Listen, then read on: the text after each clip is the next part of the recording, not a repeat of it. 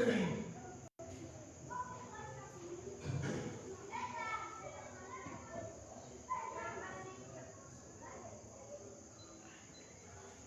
بالله من الشيطان الرجيم.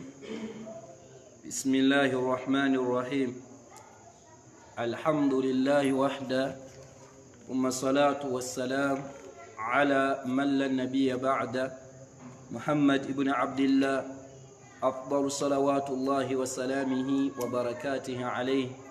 فيا عباد الله، أوصيكم ونفسي بتقوى الله عز وجل، فاتقوا الله حق التقوى، واعلم أن الله تبارك وتعالى أمرنا بتقواه.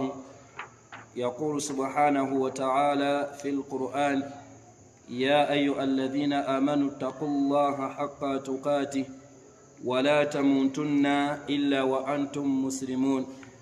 وقال أيضا: يا أيها الناس اتقوا ربكم الذي خلقكم من نفس واحدة وخلق منها زوجها وبث منهما رجالا كثيرا ونساء، واتقوا الله الذي تساءلون به والأرحام، إن الله كان عليكم رقيبا. وقال أيضا: يا أيها الذين آمنوا اتقوا الله حق تقاته ولا تموتن إلا وأنتم مسلمون. وقال محمد صلى الله عليه وسلم: اتق الله حيثما كنت وأتبع السيئة الحسنة تمحها وخالق الناس بخلق حسن. فإن أصدق الحديث كتاب الله، وخير الهدي هدي محمد صلى الله عليه وسلم، وشر الأمور محدثاتها، وكل محدثة بدعة، وكل بدعة ضلالة، وكل ضلالة في النار. سبحانك اللهم لا علم لنا إلا ما علمتنا، فعلمنا ما ينفعنا وانفعنا بما علمتنا وزدنا علما. اللهم اهدنا واهد بنا وجعلنا من الهداة المهتدين. أما بعد، السلام عليكم ورحمة الله وبركاته. Amatenda amalungi ennyo era amajjuvu ennyo agataliimu bubi kabuba obukendeevu bwonna, ebbanga lyonna era ebiseera byonna ga Allah subhanahu wa ta'ala. Oyo Allah tabaraka wa ta'ala eyatutonda era atugabirira. Tumwebaza Allah subhanahu wa ta'ala olw'ebirungi ebingi ennyo Allah byatugabirira. Tumusaba Allah subhanahu wa ta'ala atwongere aleme kubeera nga atukendeeza, atugabire aleme kubeera nga atumma, sirema kubeera nga mbajjukiza nga nange seereseeyo okutya ennyo Allah subhanahu wa ta'ala fi sirri wal alan, mu kyama ne mu lwatu. Tutye Allah subhanahu wa ta'ala mu bigambo byaffe bye twogera, saate era tutye Allah subhanahu wa ta'ala ne mu bikolwa byaffe bye tukola. Omusiraamu alagirwa okutya Allah subhanahu wa ta'ala mu buli kigambo kyagenda okwogera, kubanga bw'onooyogera ebyensimattu, bw'onooyogera Allah wo by'atasiima, ogenda kuvunaanwa era ojja kubonerezebwa. N'ebikolwa bwe bityo, fumintiriza era olowooze ku kigambo ki kyogenda okubeera nga, oba kikolwa ki kyogenda okuba nga okola. Bwe kibanga ddala Allah subhanahu wa ta'ala akisiima, tugamba nti faddal, genda nakyo mu maaso obeere ng'okikola. Saate bwe kibanga Allah tabaraka wa ta'ala takisiima, weekomeko obeere ng'okireka, la'allaka tarda, olwo nno Allah subhanahu wa ta'ala lwagenda okubeera nga akusiima. Sirema kubeera nga nemererwa okwongera okwebaza Allah n'okubanga tumusiima Allah subhanahu wa ta'ala natakyatuwaddeyo ekyengera eky'obulamu. Nkakasa nti bangi Allah subhanahu wa ta'ala obulamu abubajjeeko. Ababadde abalamu ng'essaawa zino bagenzi, mwana wattu bayitirivu nnyo, Allah subhanahu wa ta'ala batutte. Tugamba nti abo Allah subhanahu wa ta'ala batutte, kadi salafna, batukulembedde bukulembezi, batusooseeyo mwana wattu busoosi. naffe tuli mu lugendo lwerumu olw'okubeera nga mwana wattu tubasinkana tuweefeeko tulongoose nga tukyalina ekyengera eky'obulamu wa taala gwalekedde obulamu. Mbajjukiza tukyali mu mwezi oguyitibwa ogwa Rajab, tukyali mu mwezi oguyitibwa ogwa Rajab, era ng'olwaleena nga balina ensonga ekkirizibwa, imma baali balwadde, imma baali mu safaari, nga tebannaba kubanga mwana wattu baliwa, bajjukizibwa okubeera nga baliwa mu kaseera kano ke tulimu n'omwezi ogwa Shaaban. Maama waffe Aisha radhiyallahu anha yagamba nti baalinga mwana wattu babeera bize ne babeera nga tebasobola kuliwa mu kiseera ng'omwezi gwa Ramadani gwakaggwa, wabula baaliwanga mu mwezi gwa Rajab, mwezi ogwa Shaaban. Saate na guno si mubi omuntu okubanga aliwa, kubanga okuwa kutandika oluvannyuma lw'omwezi ogwa Ramadani paka ate Ramadani endala lweneetuuka, wabula kitamwa omuntu okuba nti abadde n'obusobozi obuliwa n'alemererwa okubeera ng'aliwa. So tujjukiza wamu n'okukubiriza abo bekikwatako okubeera mu abo mwana wattu abaliwa ennaku ze baalya mu mwezi ogwa Ramadani. Darusu yaffe tutambula n'okwejjukanya n'okubaako bye tuyiga mu sura tuyitibwa Furqan, wabula njagala hadithi eno tutandike nayo darusu yaffe nga tugenda okugenda mu byokuyiga bye tufuna mu suratu Furqan. Nabbi sallallahu alayhi wasallam yatugamba nti innama ju'ila al-imam, innama ju'ila al-imam, yagamba nti mazima ddala imaamu oyo yateerwawo, imaamu yateekebwawo ng'omulimu gw'omukulu yagamba nti liyutamma bihi, kubeera nga atuyambako okujjuza essala eyo. Ekyokubiri n'okubeera nga agobererwa, imaamu oyo tumugoberera ate era mwana wattu atuyambako okujjuza essala zaffe. Kati oteekwa okuba omwegendereza mu kubeera ng'ogoberera imaamu. Mu riwaya hadithi endala alayhi salatu wassalam yatugamba nti mugoberere imaamu, twewale kye bayita musabaqatul imam, okulembera imaamu. Ekyokubiri n'agamba nti wala takhtalifuhu, mumugoye temukola mutya, temumwawukanangako imaamu.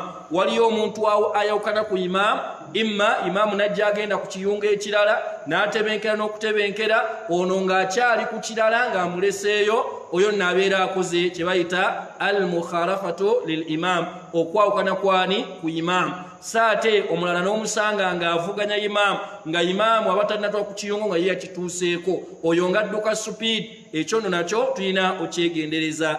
Alayhi salatu wassalam yagamba nti fa idha raka'a, imaamu bw'abanga akutamye ku maki, ku maviivi, yagamba nti faruka'u, nammwe mukole eki, mukutame. Imaamu bw'akutama nga nammwe mukutama. Ekyokubiri n'agamba nti wa idha rafa'a, bw'abanga avuddeyo n'ava ku maviivi n'ava mu kukutama amakulu n'abeera nga akutamulukuse, yagamba nti farufa'u, nammwe mukole eki, mubeerenga mwana wattu muvaayo, mubeerenga nammwe mukutamulukuka. N'agamba nti wa idha salla jalisan, imaamu bw'asaala essala nga mwana wattu akoze atya, atudde, imaamu n'atusaaza essala ng'atudde, yagamba nti fasallu julusan, nammwe musaale nga mukoze eki, nga mutudde. Imaamu ayinza okutusaaza essala, mwana wattu ayinza okugambika mu kubeera nga baawukana kwani ku imaamu.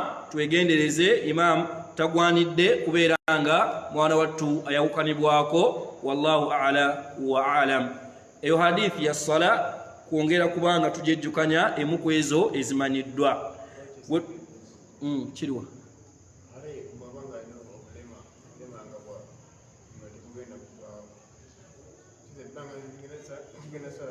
anti bw'abanga yaliwo nga yatusaaza, kuba yagamba hadithi ga nti wa idha salla jalisan, imaamu bw'asaala nga akoze atya, atudde. Fasallu jalisan julusan, nammwe musaale nga mukoze eki, nga mutudde, bw'abanga yaliwo.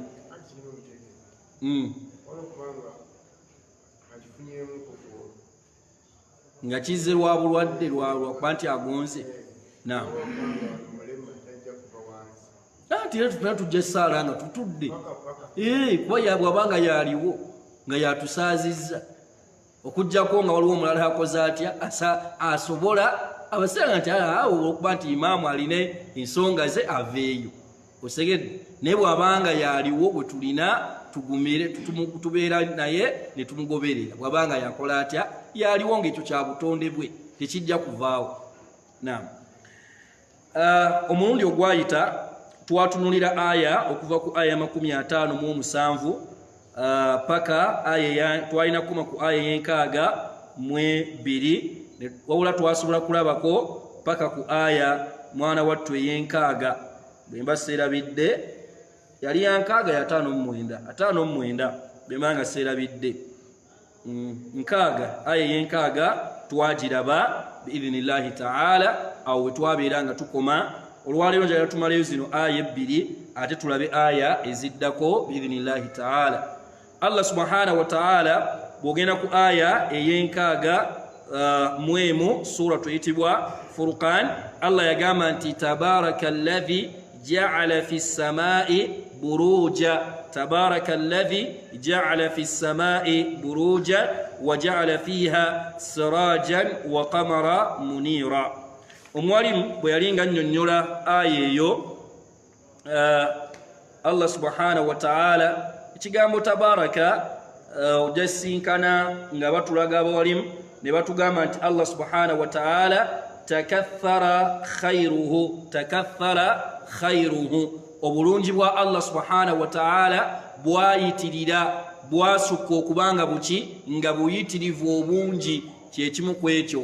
Ate aba ne bagamba nti Allah subhanahu wa ta'ala yenna nnyini kuteeka mukisa oba yagaba emikisa Allah tabaraka wa ta'ala. Burujan manazil alkaukabi, kifo mwana wattu ekibeeramu ki emmunyenye. Kati tabaraka alladhi ja'ala fi ssamai buruja, Allah subhanahu wa ta'ala nannyini kuba n'obulungi bwe obwayitira okubanga bungi yaddira n'afuula oba n'ateerawo ekifo emmunyenye wezikola ki mwana wattu wezibeera ez'enjawulo.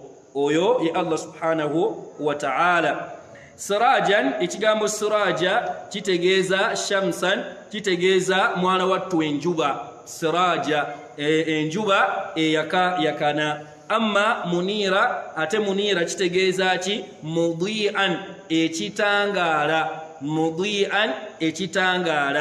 Allah subhanahu wa ta'ala aya eyo egenda mu maaso owekitiibwa Allah subhanahu wa ta'ala eyo bwe tuba nga tugimaliriza sirajan munira aya eddako n'agamba nti wahuwa alladhi, yoyo Allah subhanahu wa ta'ala ja'ala layla, yoyo Allah subhanahu wa ta'ala eyaddira obudde obw'ekiro n'obudde obw'emisana n'abufuula nga khilfata nga bwawukana. Lwaki Allah yabukolanga obudde obw'emisana tebufaanana na budde bwa kiro? Musirike Allah subhanahu wa ta'ala yaddira n'afuula obudde obw'ekiro n'obudde obw'emisana khilfata, naye nga bukola ki? Nga mwana wattu bwawukana tebufaanagana. Yalina ensonga lwaki Allah bwatu bwe yakikola. Allah yagamba liman arada an yadhakkara, ekigambo ekyo mwalimu yagamba man shaa, kwoyo yenna aba ayagadde. Lwaki Allah yaddira obudde obw'ekiro n'obudde obw'emisana n'abufuula nga bwawukana? Liman arada an yadhakkara, ekisooka man shaa yenna aba ayagadde an yattaidha, okuba nti mwana wattu asobola okwebuulirira, asobola okukola ki? Okwebuulirira n'ekyo nti budde buno okukya n'obudde buno okubanga buziba, obudde bwe buziba omwezi ne gujja, emmunyenye ne zijja, ate obudde bwe bukya Allah subhanahu wa ta'ala n'ateekawo enjuba, omusana ne guvaamu, ebbugumu ne libeerawo, n'ebisikize ne bibeerawo. Allah subhanahu wa ta'ala ekyo ofumintirize ku ekyo, kubanga bw'onoosoma ku kye bayita wujudullahi ta'ala, min aramat wujudillahi ta'ala, obumu ku bubonero obwoleka obulaga nti Allah subhanahu wa ta'ala waali, mulimu okukya kw'obudde n'okuziba, waliwo okubeerawo kw'omwezi n'enjuba. Ebyo teriyo abitambuza okuggyako Allah subhanahu wa ta'ala. Kati buli lw'obifumintirizaako kikuyamba okutegeera Allah subhanahu wa ta'ala. Yagamba nti abayagadde abeere nga yeebuulirira, n'agamba nti fayatta'idha, yeebuulirire, n'agamba nti nti wa ya'rifa hikmata dhalika amanye ekimu ku ebyo Allah subhanahu wa ta'ala bye yagenderera mu kubeera nti obudde obw'emisana n'obudde obw'ekiro abufuulanga bwaki nga bwanjawulo. Tegese bulungi. Ensonga ey'okubiri Allah gye yawa yagamba nti liman arada an yadhakkara naga nti au arada shukura oba yagadde yeebaze. Omwalimu yagamba wano nti ayashkura Allah ta'ala bayagadde okwebaza Allah we subhanahu wa ta'ala ala ni'amihi kubyengera Allah subhanahu wa ta'ala byamuwa bisalati wasiyami okubeera nga mwana wattu asiiba wamu n'okusaala. Amangu okusaala kuno n'okusiiba bimu ku mirimu omuntu gy'akola mu ngeri ey'okusiima n'okwebaza Allah subhanahu wa ta'ala kasalatu layl wa salatu du'a. Olaba omuntu ayerekereza otulo n'azuukuka obudde obw'ekiro n'asaala kubanga alayhi salatu wassalam yalaga ensonga lwaki yali asaala ekiro. Maama waffe Aisha radhiyallahu anha bw'amusaasira bw'amulumirirwa ng'alaba asaala n'ebigere ne bizimba n'amugamba nti ya Rasulallah owange omubaka wa Allah lima tasna'u hadha kyekikoze ekyo lwaki oyimirira n'ebigere ne bituuka okuzimba wakad ghafara Allahu laka ma takaddama min dhambika wa ma ta'akhkhara ma'a dhalika nga Allah yakusonyiwa amazambi gwakola ki ge wasoosa ge wakulembeza ne gw'olisembyayo. Yamuwa ensonga n'amugamba nti afala akuna abdan shakura toyagadde mbeera omuddu abdan shakura omuddu asiima omuddu eyeebaza Allah subhanahu wa ta'ala. Tegeeza nti ekyamusaazanga obudde obw'ekiro kwalikola ki kusiima wamu n'okubanga yeebaza Allah subhanahu wa ta'ala. Kati Allah agambye nti yafuula obudde obw'emisana n'obudde obw'ekiro nga bwawukana naye ezimu ku nsonga esooka yakubeera nti twebuulirira then ey'okubiri abayagadde asiime oba abeere nga yeebaza Allah subhanahu wa ta'ala. Omwalimu n'agamba nti ayashkura Allah ta'ala ala ni'amihi bisalati wasiyam wa ghayrihi n'ebirala bingi. Muntu asobola okusiiba, muntu asobola okusaala naye nga byonna oba okusaddaaka ng'abikola shukran lillah kwebaza Allah we subhanahu wa ta'ala. N'agamba nti olw'ensonga li anna waqta al-layli kubanga ekiseera eky'obudde obw'ekiro yagamba nti lilqiyami kyo Allah yakiteekawo nti kyakukola ki kyakuyimirira budde mwana wattu obwakuyimirira. Wa waqta nahari saata obudde obw'emisana yagamba nti lisiyami lwakubeera nga tukola ki kusiiba k'oyo abeera agadde okusiiba n'oyo agadde okusaalako obudde obw'ekiro abeere nga yerekereza asaale ate era abeere nga mwana wattu asiiba. Kitegeeza nti omuddu abeera afuddeyo ne yeegasa era abeera aganyuddwa mwana wattu n'okumanya obudde obw'emisana wamu n'obudde obw'ekiro. Nayagadde okubeera nga tugattako aya zino ku nsonga y'obudde obw'emisana n'obudde obw'ekiro. Aya ziri mu suratu eyitibwa suratu al-Qasas. Allah subhanahu wa ta'ala mu ngeri y'okubeera nga tuchalenjinga ku budde obw'ekiro wamu n'obudde mwana wattu obw'emisana. Owekitiibwa Allah subhanahu wa ta'ala nga bwe tukimanyi nti yatuma omubaka Muhammad alayhi salatu wassalamu gye tuli nga ye musomesa waffe ajje okubeera nga atusomesa naye emu ku ngeri Allah subhanahu wa ta'ala gye yamutumamu mwalimu ey'okubanga amugamba nti babuuze bagambe ebikwatana bwe bityo Allah subhanahu wa ta'ala mu ngeri y'okubeera nga aggula obwongo bwaffe. Allah subhanahu wa ta'ala aya ya 71 Allah subhanahu wa ta'ala yagamba nti qul ara'aytum abaddu abo babuuze obagambe nti balaba batya. Allah akola atya atugamba nti atubuuze. Ani atubuuza? Omubaka Muhammad alayhi salatu wassalam agamba nti babuuze qul ara'aytum babuuze obagambe nti balaba batya endaba yaabwe eri etya in ja'ala Allahu alaykum al-layla sarumadan ila yawm al-qiyamah balaba batya senga Allah subhanahu wa ta'ala abeera asazeewo Allah n'asalawo kebuzibye essaawa zino Allah n'asalawo n'atufuulira obudde nga bwa kiro salmadan nga kigenda kubanga kigenderera nga kyalubeera obudde bugenda beera bwa kiro paka ddi ila yaumil qiyama paka kunaku olwaki olw'enkomerero kebuzibye bwe buti nga tebugenda kukya wangi. Allah atuchalenjinga Allah atubuuza nti abange kiri kitya balaba batya senga Allah subhanahu wa ta'ala asalawo n'obudde n'abufuula bwa kiro sarumadan nga bugenda kubeera bwe butyo ila yaumil qiyama paka ku lunaku olw'enkomerero. Allah subhanahu wa ta'ala yagamba nti babuuze bagambe man ilahun ghayrullah, man ilahun ghayrullah, babuuze nti ani oyo gwe basinza, ani oyo gwe balinayo, ghayrullah, atali Allah subhanahu wa ta'ala. Ani oyo atali Allah? Hani atali Allah subhanahu wa ta'ala. Ya'tikum bidiya, kitundu ky'imaamu nga kikyankalabi. Ya'tikum agamba nti babuuze ani oyo atali Allah subhanahu wa ta'ala. Ya'tikum bidiyain afala tasma'un, agenda obbaleetera ekitangaala. Amakulu ani agenda okubukeesa atali ani? Allah subhanahu wa ta'ala. Omu omumanyiyo senga Allah asalawo obuzibe bube bwa kiro, ani gw'omanyiyo agenda okubukeesa atali Allah? Allah yagamba subhanahu wa ta'ala mu kutubuuza ekyo naga nti abange afala tasma'un, temuwulira. Ababuuzizza Allah ne ansa agyetaaga, temuwulira. Afala tasma'un, temuwulira mutuwe ansa nti gundi oboono amakulu takola atya? Taliyo. Ekyo nno kyongera okulaga nti Allah ye mutuufu w'okusinzibwa. Abantu basinza bingi, abantu beesigamira lubaale, babuuze nti mu lubaale waabwe be baddukiramu be basamira, babuuze nti ani gwe balinayo, ani gwe balinayo. Ayinza okukeesa obudde ate n'abuzibya atali Allah, ayinza okubuzibya. Subhanallah. Ekyo kitegeeza nti taliyo atali Allah. Allah ekyo yakikola kikye yekka. Naddamu wansi aya ey'ensanvu Allah subhanahu wa ta'ala n'agamba nti qul, era bagambe ara'aytum, balaba batya in ja'ala Allahu alaykum an-nahara sarumadan ila yawmil qiyamah. Allah subhanahu wa ta'ala agamba nti era babuuze wali wadde budde bwa kiro naye mulaba mutesenga Allah asalawo obudde n'abufuula bwa misana ila yawmil qiyamah, lunaku olwaki? Olw'enkomerero nga bwa misana.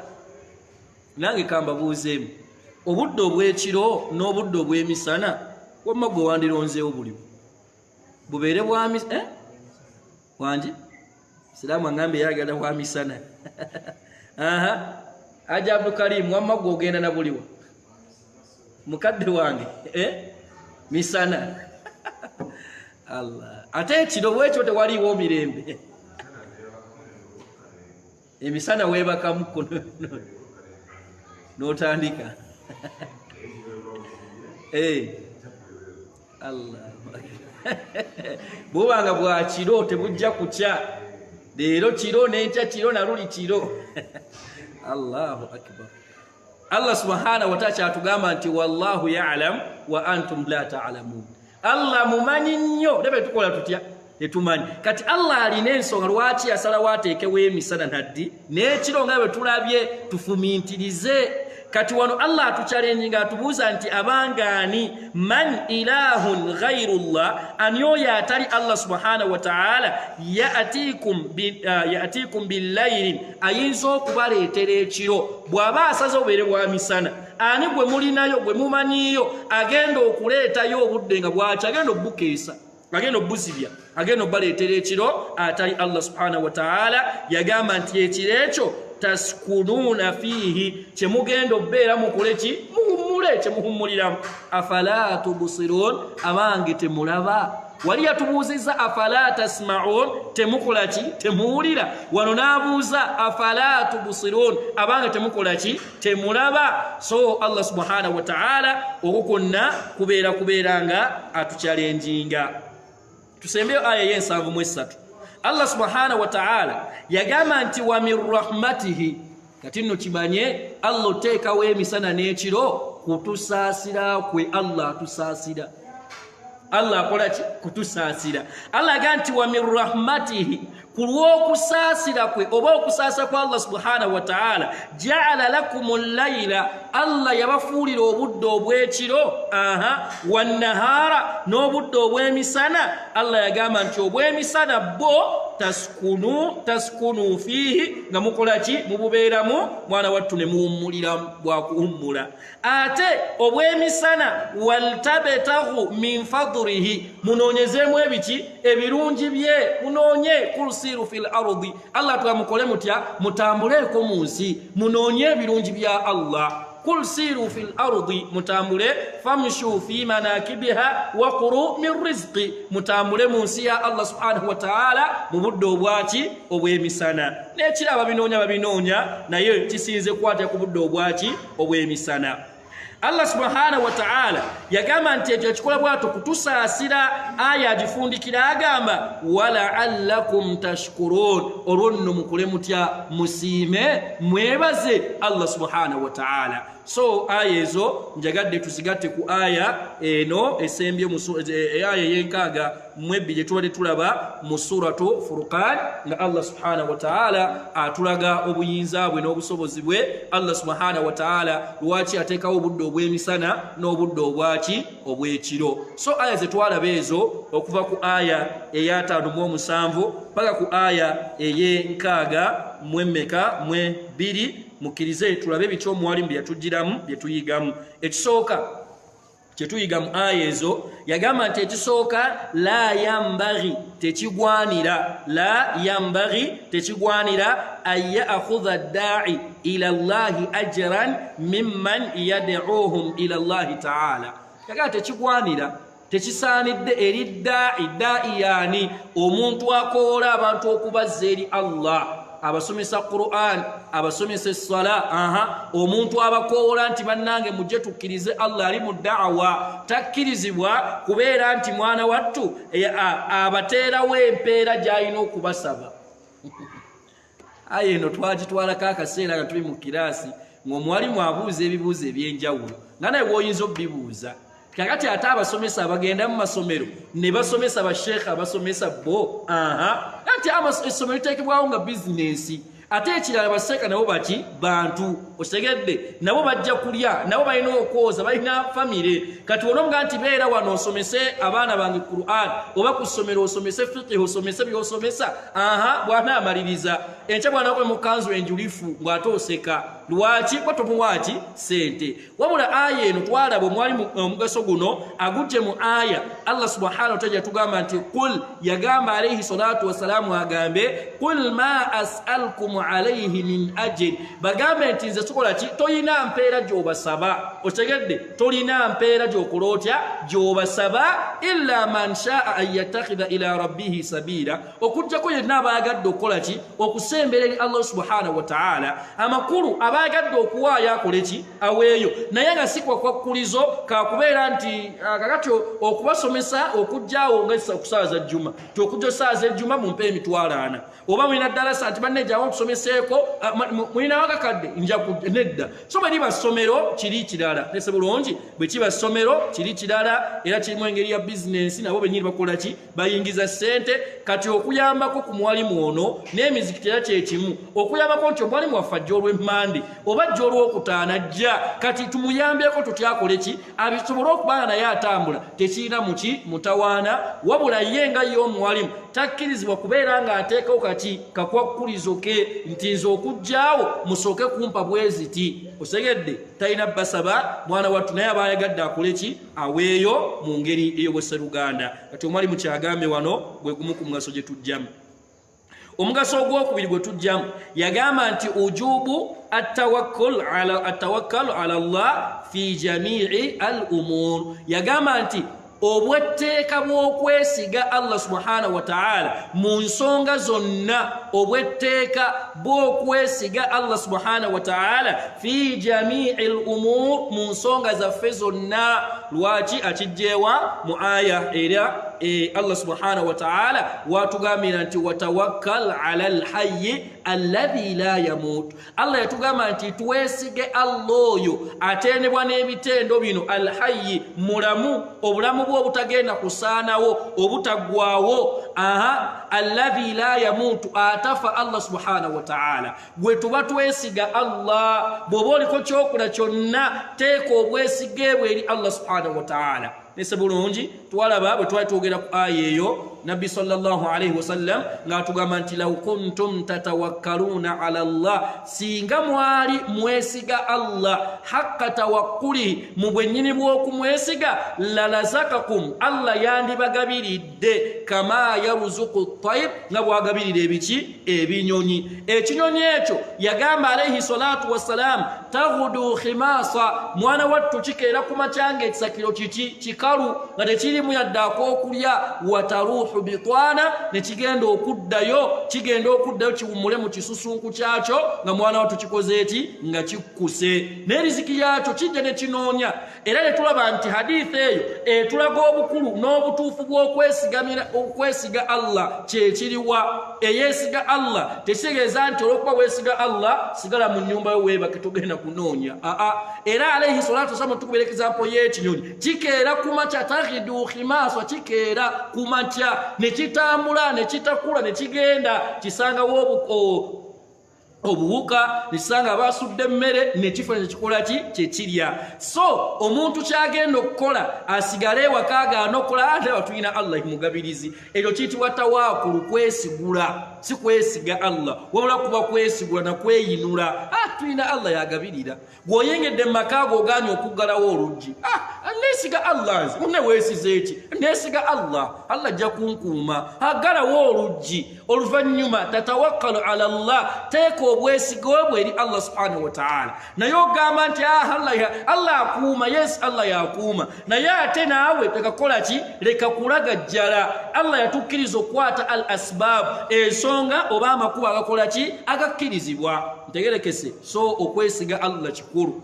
okwesiga Allah kikulu. Gamba oyinza okuba ogenda tandikawo mulimu noga nti gwe weesiza ekyo tandika ati nina Allah, naye ng'otandise gwe okukola eki, gutandike ogenda okuwasa. Naye kiki kye weesiza nti nina Allah nkola ate biidhinillah. So lese bulungi obwesige bwe buteeka eri Allah subhanahu wa ta'ala. Tulaba eri aya endala egamba nti fa idha azamta fatawakkal ala Allah. Fa idha azamta, once you decide to do something, buli lw'osalawo bw'otyo okubaako kyokola teeka obwesige bwe eri Allah subhanahu wa ta'ala. Tese bulungi teeka obwesige bwo eri Allah subhanahu wa ta'ala kasita obaako ne kyosazeewo okubeera nga mwana wattu okola. So omugaso gwe tuyigamu gwe tujja omwo gwe gw'okubeera nga ojubu tawakkul ala Allah fi jami'il umur, obwetteeka bw'okwesiga Allah mu nsonga zonna. Olaba edduwa abamu gye tutatera kusoma nga tuva ewaka egamba etya? Bismillahi tawakkaltu ala Allahi wala hawla wala quwwata illa billah. Subhanallah. Kulira ebigambo ebyo, bismillahi tawakkaltu ala Allah, noga nti nsoosa okwogera ku linnya lya Allah. Tawakkaltu, nteeka obwesige bwange eri Allah. La hawla, teri mukyusakyusa wa mbeera. Wala quwwata, era ekigambo olaba kikwataganye. La hawla wala quwwata illa billah. Tubadde mu kitangaala kati Allah akitutte. Okitegedde?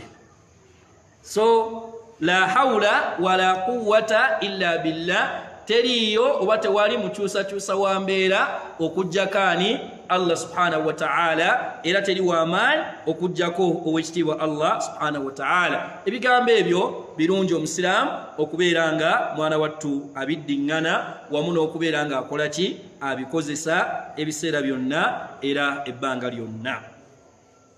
Omugaso ogwokusatu gwe tujjamu ujubu tasbih wa dhikr wal ibada, obwetteeka bw'okutendereza Allah subhanahu wa ta'ala wamu n'okuyitiriza okumwogerako wamu n'okumusinza, nga aya eri Allah bwe yagamba nti wasabbih bihamdihi, beera mu abo abatendereza Allah subhanahu wa ta'ala ng'okozesa ebigambo subhanallah, alhamdulillah n'ebirala ng'obikozesa mu kubeera nga omutendereza Allah subhanahu wa ta'ala. Sanyalaze gabadde gatya. Omugaso ogwokumeka ogwokuna yagamba nti mashru'iyatu sujudu inda qawlihi ta'ala obwetteeka oba kiri mu sunna oba kikubirizibwa okubeera nga tuvunnama wakati w'okubeera nga tusomye etteeka lya Allah subhanahu wa ta'ala ng'otuse ku kigambo ekigamba wazadahum nufura tabaraka alladhi ja'ala fi samai buruja ng'otuusaawo mwana wattu okubeera aya eyo Allah subhanahu wa ta'ala yatulaga no egamba nti wa idha qila lahum usjudu lirrahman qalu wa marrahman anasjudu lima ta'muruna wa zadahum nufura. Kati ekigambo bw'otuwa ku aya eyo wazadahum nufura era bwe bogenze mu Qur'an ojja kusanga nga baateekawo mwana wattu akasaze n'akabonero akakulaga nti waliwo okukola ki waliwo ekiyitibwa sujudu tilawa. Hashim, sujudu tilawa ogimanyi? Naam, ogimanyi sujudu tilawa? Okuvunnama okwokusoma obadde osoma Qur'an n'otuuka ewakola ki ewavunnamirwa nga mu suratu Furqani aya akumekawo imamu eyenkaaga aya eyenkaaga waliwo okukola ki okuvunnama bw'oba ogisomye. Yagamba nti tukubirizibwa okusoma lilqari eryona asoma wal mustami nona abadde akola ki awuliriza. Teza bw'oba obadde owuliriza naawe n'otuuka okola ki vunnama nona abadde asoma naye akole ki avunname. Bw'avunnama asoma atya wangi? Tetusoma ku Qur'an, tetulina mukwana eri Qur'an. Ffe bwe tutuukawo tukola tutya tuyitawo ne mu juzu amma mwemuli sura ki erimu okuvunna mu juzu amma suratu al-alaq bwe tutuukawo tukola tutya sajada wajhiya lilladhi khalaqahu wasakka sam'ahu wa basarahu bihawlihi wa quwwatihi fatabarakallahu ahsanul khaliqin. Bigambo ebyo osobola obinoonya naawe n'obeera mu abo abakola ki ababimanyi biidhinillah era n'obeera nga obikozesa bw'obeera nga bw'oba nga otuuseewo awo tukubirizibwa okuba nga tuvunnama. Namba 5 ithbatu sifatu istiwa illa ala arushihi obunywevu bw'ekitendo ky'okutebenkera kwa Allah subhanahu wa ta'ala ala arushihi obunywevu kuba Allah subhanahu wa ta'ala yagamba atya? Allah agamba subhanahu wa ta'ala naam nagamba nti alladhi khalaqa as-samawati wal ard wama baynahuma fi 6 ayami thumma istawa ala al-arshi Allah subhanahu wa ta'ala atebenkedde kuki ku arushi ye. Naye arushi eyo twagamba nti okukkiriza ekyo okutebenkera kwa Allah kyaki kyabwatteeka era abali magamba nti al-istiwa'u ma'lum okutebenkera kumanyiddwa osegedde wal kayfiyya majhul naye ate engeri Allah gyatebenkedde mutekoleetya temanyiddwa wasu'alu anha bid'a n'okubuuza buti Allah bwatebenkedde kizuule tokola ki tokkirizibwa kukibuuzaako yadde okikubako ebyaki ebyokulabirako. Mulimu ebitendo Allah byalina mu Qur'ani nga Allah byekakasaako n'ebitendo mbaka Muhammad alayhi salatu wasalam byamunywezaako tuteekeddwa obikkiriza naye osinkanayo abaddu nga babikozesa mu nkozesa embi muyaga nti liiso ddene liiso lye Yesu Allah alaba naye okulaba kwe Allah walabako ku liiso lye olyoka ogambe nti liiso ddene. Naam nimu ebitendo nga si birungi kutenda na Allah mugabi nnyo agaba si bwe guli naye ate omuntu n'atuuka ogamba nti Allah agabanga mulalu kagamba bw'otunuulira omulalu n'embeera ze ddala wangi ne Allah gw'olabanga bifaanagana olabanga gyebiri Allah mwenkanya nnyo n'ogamba nti Katonda atalina manyo gwakola atya gwawe ennyama. Ekyo kirimu obutamanya bwenkanya bwa Allah kubanga Allah atugamba nti yaruzuku man yasha agabira ina gwaba ayagadde osanga omusajja mutonotono bwatyo ne bagamba nti oyo sente zaalina tozimuwa era tozimuwa kubanga sigwakola ki sikubazigaba naye azigaba Allah yasalawo akole ki azimuwe yasalawo kati okutenda Allah n'ebitende ebikendeevu tekikkirizibwa tulina okubyewala n'okubyesamba si bituufu Allah atendewo n'ebitende ebiki mwana watto ebirungi era ebijjuvu omugaso omulala naam yagamba nti at-targhib fi dhikri wa shukr otukubiriza okubanga twogera ku Allah n'okumutendereza wa shukr wamu n'okubanga mwana wattu tumwebaza Allah subhanahu wa ta'ala nayagadde nabadde manyi binaggwa mangu tusobole ate okubeera mpozi tusala mmeka tusala 2 si bwe guli kiriza kaka kapande mwazikyusiza ezibateekawo naye gwe tewazikkiriza nga imaamu wanje tugende mu maaso adhaani yammeka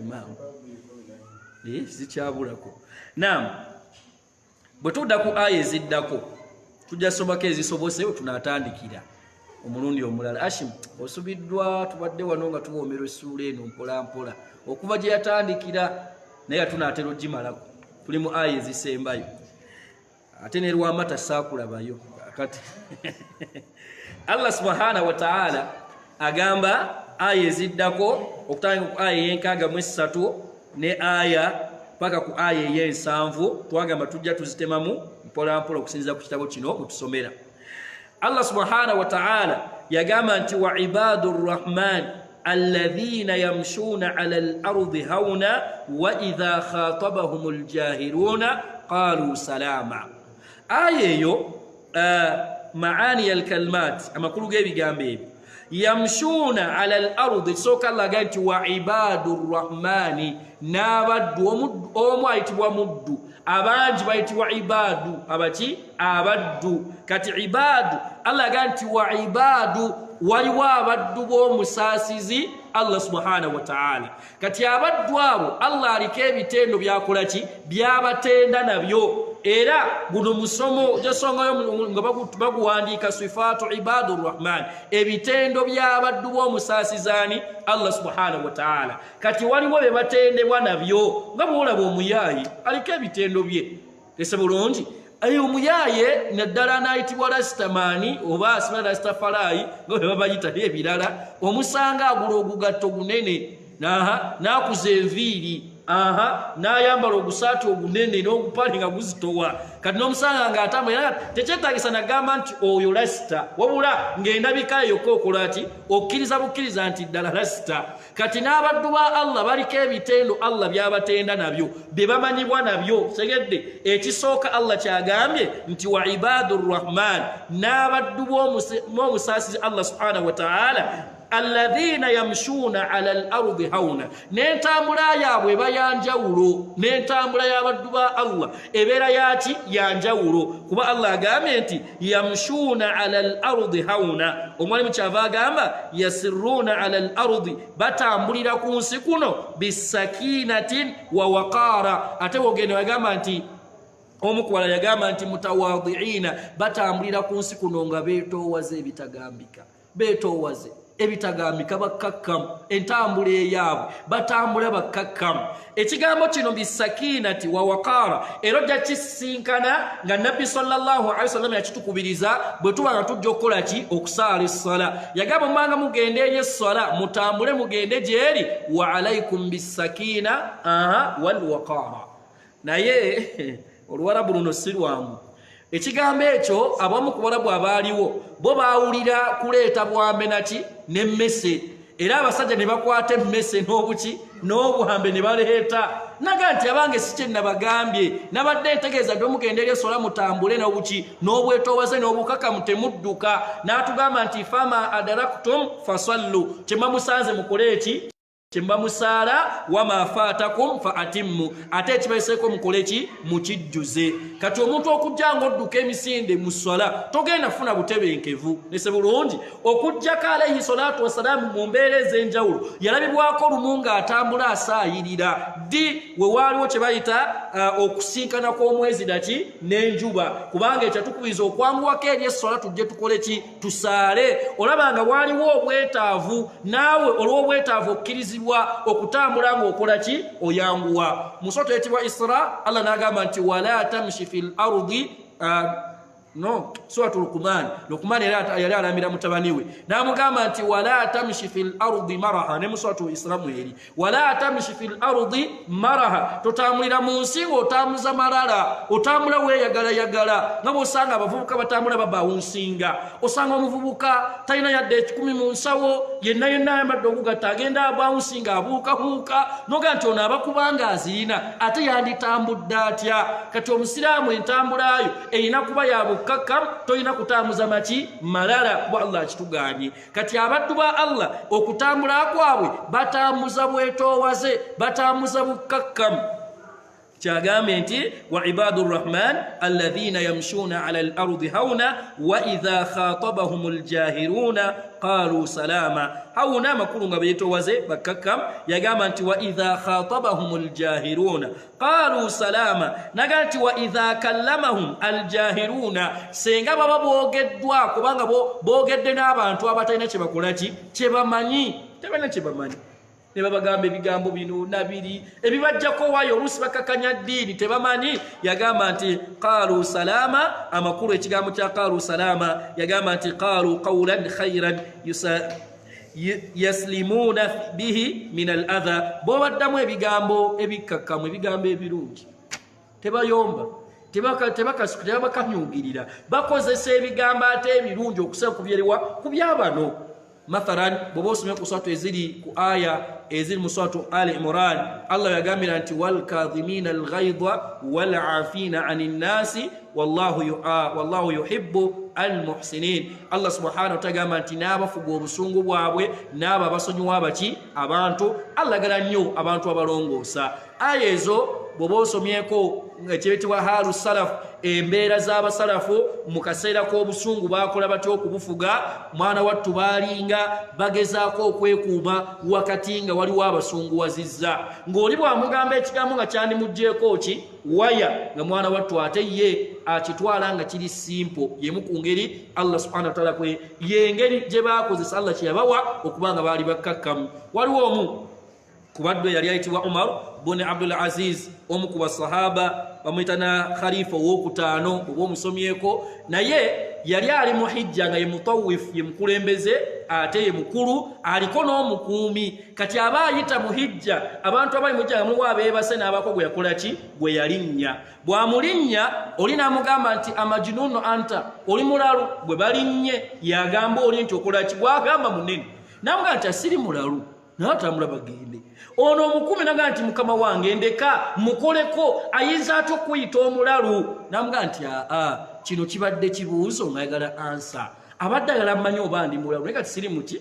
siri mulalu bwema ndi mulalu mugaye nti ndi mulalu bwema siri mulalu mugambe nti kikyokka ese bulungi oli omulala naye mugamba nti otegeera namuga nti akatonotono tegeeramu akatonotono simple chiwedde nakwocha nti osanga boda ne taxi nga ziparkinze ku makubo lwa kigambo ekyo yampisa omulalu yalabanye yangambe mu sinema magezi yantwale manju ne bayomba nebbo babitwala nga biriki nga biri simple ne batambula so ebigambo tulina okukozesa ebigambo ebikakkamu ekyo ne kibeera nga kisobozesa okuba nga tutambula mu nsi mu ntambula esinga okuba nga ya bukakkamu mukkirize yadde tunaakaka tutya ayi tusobola zimalayo biidhnillahi tabaraka wa taala tukomye nga tulabyeko aya ndowooza emu tunatandikira awo omulundi omulala insha Allahu taala tusaba Allah tabaraka wa taala atugase n'ebigambo ebyo atusonyiwe ensobi zitugwamu nga abatonde وصلى اللهم على سيدنا محمد وعلى آله وأصحابه أجمعين